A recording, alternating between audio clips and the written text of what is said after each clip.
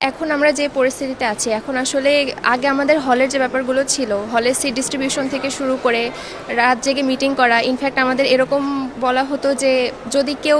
senior junior সম্পর্ক ঠিকভাবে maintain করে অ্যাজ সালাম দেওয়া তারপর হচ্ছে সিনিয়রদেরকে একটু বেশি প্রায়োরিটি দেওয়া এই কাজটা না করলে তাদেরকে পরীক্ষার আগের রাত্রে দাঁড় করায় রাখবো যাতে পড়তে না পারে তো এইরকম যে হুমকিগুলো ছিল আর সবচেয়ে বড় মেয়েদের সাইড থেকে আমি যেটা বলবো যে সিনিয়র ভাইয়ের বার্থডে হলে ভাইয়ার বার্থডের জন্য সেজেগুজে সবাই মিলে বার্থডের কেক সেলিব্রেশন কেক কাটার যে ব্যাপারটা এই জিনিসগুলো আসলে দৃষ্টিকটু কারণ আমরা আসলে উইলিংলি না চাইলে কেউ তো আমাদের জোর করে বার্থডে সেলিব্রেশনে নিয়ে যেতে পারে না তো আমরা চাচ্ছি যে ইলেকশনের পরে যিনি ক্ষমতায় আসুন এই জিনিসগুলো যাতে রিপিটেশন না হয় আমরা আসলে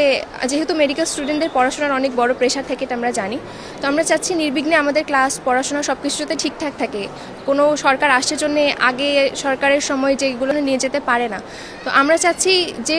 ইলেকশনের পরে যিনি ক্ষমতায় আসুন এই জিনিসগুলো যাতে রিপিটেশন না হয় আমরা আসলে যেহেতু মেডিকেল স্টুডেন্টদের পড়াশোনার অনেক বড় প্রেশার থাকে এটা আমরা জানি তো আমরা চাচ্ছি নির্বিঘ্নে আমাদের ক্লাস পড়াশোনা সব কিছু যাতে ঠিকঠাক থাকে কোনো সরকার আসছে জন্য আগে সরকারের সময় যেগুলো